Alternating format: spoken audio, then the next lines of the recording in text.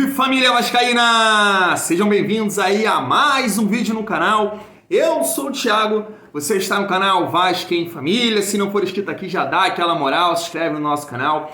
Deixa o like pra gente estar chegando a mais vascaínos. E não esquece também de ativar o sininho de notificação para não perder os próximos vídeos. E tá sempre por aqui deixando sua opinião, o seu comentário pra gente fazer aquela resenha boa de vascaíno para vascaíno. Nesse vídeo, quero trocar uma ideia com vocês sobre o nosso treinador Maurício Barbieri. Será que Paulo Brax está tomando a decisão certa de dar continuidade ao trabalho de Maurício Barbieri? Para isso eu vou trazer aqui Gerson Canhotinha de Ouro, o Zinho e também o Edmundo para falar sobre isso. Porque vascaíno, você já olhou para a nossa sequência nesse Campeonato Brasileiro?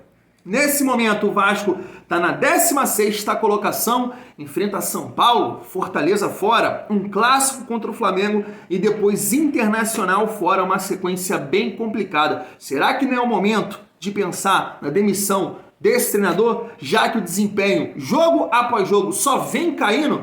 Família vascaína, é uma resenha maneira e esses caras que entendem pouco de bola vai dar uma noção pra gente também acrescentar aqui no nosso debate. Mas antes, deixa eu aqui o meu momento Milton Neves, Neto, fazer o meu merchan, porque o Vasco em Família tá com uma nova parceira. Se liga só no recado. Sua sorte fala mais alto com PagBet, seu novo site de apostas esportivas. Melhores cotações, saques rápidos via Pix e jogos ao vivo para você se garantir nas apostas. PagBet, acertou, tá pago. Tá aí, PagBet está fechada com o canal Vasco em Família. Novamente, é só clicar aqui no link que vai estar no primeiro comentário fixado. Um cadastro muito rápido. E você deve estar se perguntando o seguinte: Thiago, quanto eu preciso para começar na PagBet? Eu te respondo. Apenas R$1, você já pode começar a fazer a sua fezinha. Qualquer dúvida que você tiver na plataforma, eles vão ter lá um suporte humanizado 24 horas por dia. E aí o que eles falam? Acertou, tá pago. PagBet, parceira do canal, tem vários jogos hoje aí na Copa do Brasil. Quem gosta também de NBA, tem NBA também. Então fecha com a PagBet, que é parceira do canal Vasco em Família. Vamos seguir o nosso vídeo e comentar mais aí sobre o nosso treinador Maurício Barbieri, porque realmente há uma preocupação. O time do Vasco não evolui, rodada após rodada, vem jogando pior. Então o que a gente deve fazer? Ficar com esse conceito profissional de processo e dar tempo para o treinador trabalhar. E a questão que fica, será que a 77 realmente pensa dessa forma? E aí, cara, eu queria aqui pegar a ajuda do jornalista Joel Silva, que trabalha no Lance e fez um levantamento aí do Génova da Itália e também do Hertha Berlim. E a gente pode pegar aqui, ó, que a 777 comprou o Génova da Itália em 2021 e 4 treinadores já passaram por lá, né? Ele fez o levantamento. O primeiro nome foi o Belardini, né? Após 12 rodadas, uma vitória. O que aconteceu? Foi mandado embora. Depois chegou aí Shevchenko, quem lembra do atacante aí do Milan que jogou ali com Kaká, com Crespa, isso, Shevchenko. Depois de 2 meses de trabalho e apenas uma vitória no campeonato italiano, Rua foi mandado embora. E aí chega o alemão Alexander Blessing, é assim que eu acho que pronuncia o nome dele, se eu estiver errado vocês me corrijam aí. Em 16 rodadas, né, ele ficou, não conseguiu salvar o time do rebaixamento, caiu para a Série B, continuou o trabalho na próxima temporada, ficou no início ali, né, caminhando, o Génova foi bem, mas depois de uma queda, Rua também, e aí chegou Alberto Gilardino, né, um treinador que já estava ali nas categorias de base e foi efetivado. E recentemente, agora eles compraram Hertha Berlim da Alemanha e já em pouco tempo já mandaram o treinador embora e já contrataram outro. Ou seja, não é uma política da empresa dar essa sequência aí que muita gente fala que faz parte, né? O processo é isso e aquilo. A 77 não tem essa filosofia, essa cultura aí na sua empresa. E cara, eu sou um cara que fico muito confortável para falar do Maurício Barbieri, porque assim, eu posso fazer uma linha do tempo que foi a seguinte: quando o Vasco foi contratando os jogadores, eu falei, cara, eu com aquele pensamento ainda da Série B, todo aquele sufoco que a gente passou, aqueles jogos de Sampaio Corrêa e Ituano muito entranhado dentro de mim, eu falei, tá contratando pouco e tá contratando mal, precisa de mais reforços, né? Eu critiquei aqui, não gostei do Piton, do Léo, entre outros jogadores que foram calando a minha boca. E o Maurício Barbieri, eu sempre pontuei aqui, cara, tá chegando, vamos apoiar, mas não é treinador de time grande. Ele não tá acostumado com essa pressão. Beleza, vamos caminhar aí com ele. E durante a temporada, eu fui colocando assim, caraca, o Vasco tá caminhando, o Vasco tá jogando melhor, né? Se impondo contra os times pequenos. fazendo bons clássicos, e eu vendo tudo que está acontecendo no futebol brasileiro, falei assim, pô, dá pra gente competir. Só que o time vem caindo rodada após rodada. Preciso pontuar aqui que fui um cara que, depois da eliminação pro ABC, eu continuei, não é terra arrasada, vamos acreditar no trabalho. E olha que o ABC vem surpreendendo, hein? É o último colocado da Série B. Então eu fico muito confortável para que hoje falar assim, não, a saída é a demissão sim de Maurício Barbieri. E quer ver, eu vou trazer aqui alguns pontos interessantes. A insistência que ele tem nesses 3 volantes me chama a atenção, principalmente dentro de casa. Fora, cara, até consigo compreender, privilegiar ali mais o sistema defensivo, hora ou outra tentar um contra-ataque ali com Galarça e Barros agora. Eu consigo entender. Agora, dentro de casa, você jogar com 3 volantes, sinceramente, eu faço força e não consigo compreender. E aí, cara, eu quero trazer esse questionamento aqui do Canhotinha de Ouro, eu tava vendo o vídeo dele de pós-jogo contra o Santos, foi meio que desabafo, e eu tenho certeza que você, em casa, na televisão, porque no estádio é diferente, você tá ali na emoção, e às vezes não repara o lance da maneira que foi realmente, né? Eu tenho certeza que a sua reação dentro de casa foi a do Canhotinha de Ouro, nesse gol que o Vasco sofreu contra o Santos. 3 volantes, se liga só. 27 minutos, o Lucas, eles começaram a vir. O Lucas Lima pegou a bola, tocou no Rodrigo Fernandes. O Rodrigo Fernandes veio lá de trás. E o Lucas Lima meteu a bola, ele chegou atrasado, porque ele ia fazer o gol. Meteu por trás de um zagueiro, ele entrava, muito bem. 27 minutos. 29 minutos, Lucas Lima tabelou com o Dodge. Veio no meio do campo, pô. Tá fácil, aqui. Tá fácil, cara. Vamos pra dentro? Vamos. E foram pra dentro. Aí o que acontece? Os 2 de meio do campo do time do Santos, fazendo tabela dentro da área, da grande área do time do Vasco. Fizeram a tabela, saiu sozinho, e aí o David aqui, esperando. Tabelou, toma David. David dominou, veja aí, dentro da área. Dominou, girou e meteu uma curva nesse canto. Muita gente na frente. E o que o cara está fazendo livre aqui? E por que deixaram fazer a tabela aqui? Onde estão os marcadores de meio do campo e até de defesa? Como é que o cara domina a bola aqui, o outro chega aqui, fazemos uma tabela, entramos, não chutei no gol, toquei pro outro, e esse está livre. Dominar, vou repetir, dominou, girou e meteu uma curva aqui, meteu o gol. E só isso que teve, 1-0. Tá aí, exatamente, eu não consigo compreender. Se você tá optando ali por 3 volantes, imagino eu que é para dar uma sustentabilidade também para o sistema defensivo. Isso não vem ocorrendo, o Vasco tomou gol todas as rodadas do Campeonato Brasileiro e agora dentro de casa, nesse jogo contra o Santos, irmão, foi muito difícil assistir esse gol. Lucas Lima passa andando pelos adversários ali, né? Pumita e pelo Barros. Se você pegar o gol que o Vasco sofreu contra o Bahia, trouxe aqui uma análise de um canal do Santos mostrando que o Tassiano tá lá atrás, ele ultrapassa Marlon Gomes, Andrei e Jair e consegue chegar lá na frente. Ele ganha na velocidade, na condição física desses 3 atletas. Então, se o Vasco não é criativo com os 3 volantes e toma os gols, por que a insistência nesse modelo? Preciso falar aqui também de Luca Orediano, né? Porque o Barbieri, ele vai em coletiva após coletiva dizer que o Luca não está preparado, fisicamente ele não consegue entregar, ele não faz o que o Peck faz, mas a gente precisa pontuar que o Peck também não faz o que o Luca Orediano faz na questão de uma defesa montada, ele tentar um drible. Eu falei aqui no meu vídeo de pós-jogo que o Barbieri ele mostrou um desconhecimento muito grande do que é Vasco, de ver a característica de cada jogador quando ele coloca Peck e Figueiredo em pontas do Vasco, como atacantes de beirada de campo. Cara, todo vascaíno acompanhou esses jogadores e sabem que entrega, vestir a camisa, eles têm. Mas quando pega times fechados, Peck e Figueiredo não costumam render, principalmente junto, porque os dois não têm a característica do drible. Eles são aqueles jogadores que precisam jogar no contra-ataque, ter espaço para jogar. Então mostra um desconhecimento muito grande. Esses jogadores ajudaram muito o esquema do Zé Ricardo no ano passado, mas o que você destaca dos dois? Entrega tática, ajudar Edmar e Gabriel Dias. Então, eu sempre falei aqui, se for para tirar um jogador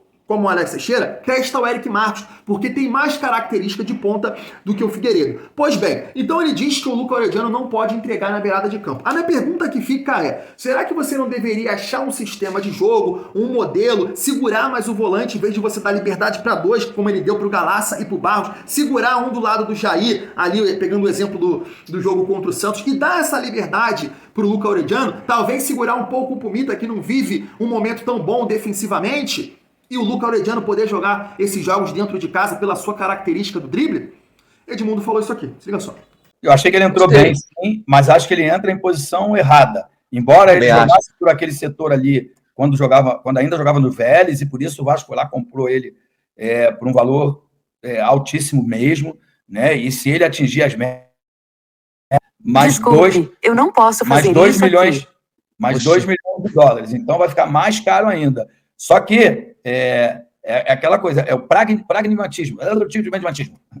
Me enrolei aqui.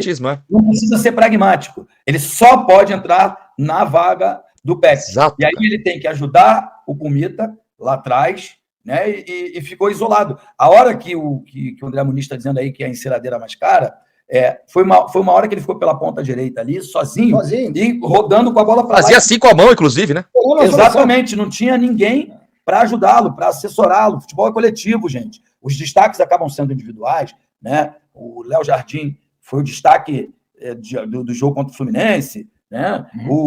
Hoje foi o Léo Pelé. Os destaques eles acabam sendo individuais. Quando o Pedro Raul fizer gol, ele vai ser destaque, mas o futebol é coletivo. Você precisa dialogar com seus companheiros para que a sua função fique facilitada. Você não tem que ficar olhando para o teu companheiro num sufoco e ver o que será que ele vai fazer, será que ele vai conseguir? Isso não existe, isso daí é espectador, telespectador. Não tem como. Então, assim, eu acho ele um bom jogador, acho que ele precisa, de verdade, ter uma oportunidade de iniciar um jogo, e não é só um jogo, alguns jogos. Ele precisa de ritmo. Consequência, né? Claro, precisa de ritmo de jogo, jogando. Não dá para ele entrar no segundo tempo, no sufoco, uma barra pesada. Deixa ele entrar com tranquilidade, deixa começar um jogo, é fundamental. Você entrar, substituir alguém com o teu time perdendo, você entra com outra cabeça, sem dúvida nenhuma. Você já entra devendo. Tá aí, concordo com o Edmundo, com o Eric Johnson. Acho pelo que a dificuldade que o Vasco está tendo, principalmente nos jogos dentro de casa, você tem que arrumar um jeito dele jogar como titular do Vasco e ter uma sequência. E para finalizar o nosso vídeo, eu só queria trazer aqui a opinião do Zinho. Achei uma opinião forte, porque na visão dele, pro Barbieri fazer esse trabalho, por que não deixou o Jorginho? Siga só. Já entrou SAF, já entrou dinheiro, já entrou reforço, e agora precisa se construir um modelo de jogo. Não, concordo com você. Eu gosto muito do Barbieri, acho muito bom treinador, né? Um cara estudioso, aí, jovem, com um potencial incrível, mas assim, tá muito pressionado, né? Ele foi vaiado, foi xingado, então assim, ele vai lá e tem que buscar a solução, palavras, pode não ter escolhido a melhor aqui, a melhor ali. Eu concordo em algumas coisas, assim, o Vasco foi superior ao Santos, mas até ontem eu estava no programa, mais uma vez vou relembrar disso, e o nosso querido Fernando Campos deu uma estatística. O Vasco cruzou 50 bolas no jogo de ontem. 50 cruzamentos. Eu acho assim, bom você ter jogada pelo lado do campo. O time está fechado, você circula a bola, vai buscar o espaço, e às vezes uma jogada de linha de fundo, né? O gol do São Paulo foi como? Não foi uma ultrapassagem do Rafinha, cruzou para trás. O gol do próprio Santos é uma jogada pelo lado, já está dentro da área, mas o Lucas Lima acha o atacante. Então você criar a jogada pelos lados, abrir o time adversário é importante. Agora, só isso... Aí fica, né? Você bota vários zagueiros ali, traz um volante alto para fechar, sabe que a bola vai vir no alto, marca o Pedro da Rua, que é o jogador mais alto, fica difícil. E tem um goleiraço, que é o João Paulo, o Santos soube sofrer. Então, assim, eu acho que ele tem razão de falar que o Vasco dominou, teve oportunidade, mas foi previsível. O Vasco tem dificuldade para quando pega time que ele tem que propor o jogo, sabe? Aquela coisa que você vai ter a bola, você que vai ter que ter a iniciativa e criar jogadas com a defesa montada, postada, com o time todo atrás. O Vasco carece de repertório, porque carece de peças ofensivas que dê essa opção para ele. Isso ele está certo. Agora, ele comparar com a Série B, o Vasco terminou em 4º lugar, com o mesmo número de pontos do Bahia, só ficou atrás dos 2 times que tinha. O Cruzeiro voou, já estava com a SAF. E o Grêmio tinha o melhor elenco da Série B. E desse elenco todo que ele falou da Série B do Vasco, tinha 2 jogadores ontem, o Figueiredo e o Peck. O Vasco contratou 500 mil jogadores e deu para ele montar o time. Aí eu já não concordo. Ele queria buscar a Série B, o Jorginho teve lá, pegou o time no sufoco e subiu o time. E, para mim, inexplicavelmente, foi mandado embora. Porque nível de trabalho eu acho até igual. Eu não sei por que a diretoria já começou com esse mecanismo. Vai trazer um cara experiente? Nada contra o Barbieri, eu acho ele bom treinador. Mas... você tá com um treinador que pega o time, sobe o time, e agora que você vai contratar os jogadores, vai dar pro cara iniciar uma pré-temporada que o Barbieri teve. O Barbieri tá há 5 meses no Vasco. O Vasco tinha que estar jogando melhor. É isso, eu já falei isso em vários vídeos aqui do canal, quando o Paulo Brax sentou lá na cadeira para dar uma coletiva na Vasco TV e anunciou o nome do Maurício Barbieri. Segundo ele, o Vasco seria um time ofensivo, um time que ia propor o jogo e não ia jogar mais da maneira que estava jogando aí nesses últimos anos, jogando por uma bola, fechado, como um time pequeno. E aí o que a gente vê é totalmente o contrário do que Paulo Brax, na figura de um cara mais importante do futebol, desenhou para o Vasco. Nesse sentido, eu concordo muito com o Zinho. O Jorginho, ele tá muito mais acostumado a jogar nesse modelo de jogo que o Vasco joga hoje, num contra-ataque, do que o Maurício Barbieri. Cara, eu não sou muito fã do trabalho do Jorginho, mas nesse jogo, estilo de jogo de contra-atacar, eu tenho certeza que o Vasco iria saindo muito melhor do que tá com o Maurício Barbieri. E aí as últimas declarações do treinador, pra mim, foi a gota d'água.